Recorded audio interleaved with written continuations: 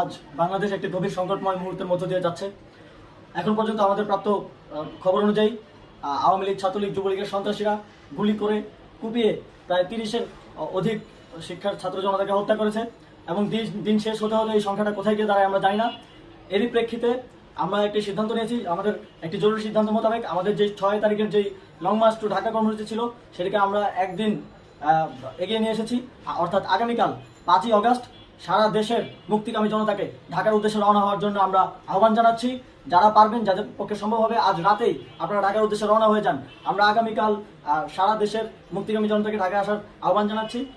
বিশেষ করে ঢাকার আশেপাশে যে জেলাগুলো আছে, আপনারা দায়িত্ব নিয়ে মসজিদের মাইকে ঘোষণা দিয়ে যাদেরকে পাবেন সবাইকে নিয়ে ঢাকার উদ্দেশ্যে রওনা হন। এই লড়াই আমাদের জন্য একটি চূড়ান্ত লড়াই। আমরা চূড়ান্ত ঘোষণার জন্য প্রস্তুত, আমরা গণভবনের দিকে যাত্রার জন্য প্রস্তুত এবং সেই উদ্দেশ্যেই আপনারা সবাই ঢাকা আসুন। আমরা আপনাদের সবাইকে নিয়ে আমাদের চূড়ান্ত দাবি আদায়ে এগিয়ে যাব। আমি জানি না সমন্বয়করা আজকে রাতে বেঁচে থাকতে পারবে কিনা, কিন্তু আপনাদের উপর আমরা এই দায়িত্ব দিচ্ছি। আপনারা সবাই নিজ দায়িত্বে ঢাকায় আসবেন আগামীকাল এবং পরশু পরিস্থিতি বিবেচনা করে পরশু গণভবনের দিকে 4 দিক থেকে আমরা রওনা হব।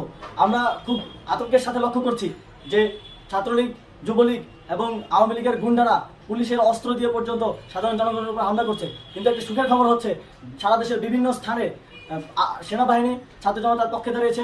আবার কিছু কিছু জায়গায় যেমন মিরপুর ও মোহাম্মদপুরে সেনাবাহিনী ছাত্র জনতার বিপক্ষে দাঁড়িয়ে গুলি চালাচ্ছে।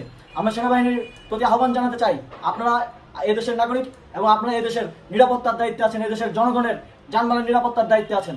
আপনারা দেশের পক্ষে এবং দেশের জনগণের জন্য কাজ করবেন। কোনো খুনি সরকারের জন্য, কোনো খুনি রাজনৈতিক দলের জন্য কাজ করবেন না। এটি এদেশের জনগণ আপনাদের থেকে প্রত্যাশা করে। আমাদের এই আন্দোলনে সম্পূর্ণ সমর্থন দিয়ে হয় নিরপেক্ষ থাকুন, অথবা এই খুনি বাহিনীকে, সরকারের খুনি বাহিনীকে প্রতিহত করুন, তাদেরকে যথাযথ শাস্তির আওতায় নিয়ে আসুন। যেই কারফিউ সরকারের পক্ষ থেকে ঘোষণা করা হয়েছে, আমরা স্পষ্টভাবে বলতে চাই, সেনাবাহিনী এই ধরনের কোনো কারফিউ বাস্তবায়নের জন্য মাঠে না নামে। যদি মাঠে নামে তাহলে সেনাবাহিনী স্পষ্টভাবে অফিসিয়ালি জনতার বিরুদ্ধে দাঁড়াবে। আমরা চাই না সরকারের এই ষড়যন্ত্রে সেনাবাহিনী পা দিক। সেনাবাহিনীকে জনতার বিরুদ্ধে দাঁড়ানোর যে ষড়যন্ত্র সরকার রচনা করছে সেটিতে সেনাবাহিনী পা দেবে না, এই বিশ্বাস আমরা রাখতে চাই। আওয়ামী লীগ আজ সারা দেশে তাদের খুনি বাহিনীকে নামিয়ে দিয়েও ছাত্র জনতার প্রতিরোধের মুখে টিকতে পারেনি। রাজপথের পরাজিত শক্তি হিসেবে তারা সেনাবাহিনী সহ অন্যান্য বাহিনীকে আমাদের বিরুদ্ধে কাজে লাগানোর চেষ্টা করছে। এই চেষ্টাকে, এই ষড়যন্ত্রকে ব্যর্থ করতে হবে এবং আগামীকাল সারা দেশে মসজিদে মসজিদে ঘোষণা দিয়ে ঢাকার উদ্দেশ্যে আপনারা রওনা হন। প্রত্যেকটি পরিবার থেকে অন্ততপক্ষে একজনকে ঢাকার উদ্দেশ্যে রওনা করে দিন, এই ইতিহাসের সাক্ষী হতে, একটি নতুন বাংলাদেশের অভ্যুদয় ঘটানোর একজন কর্মী হতে।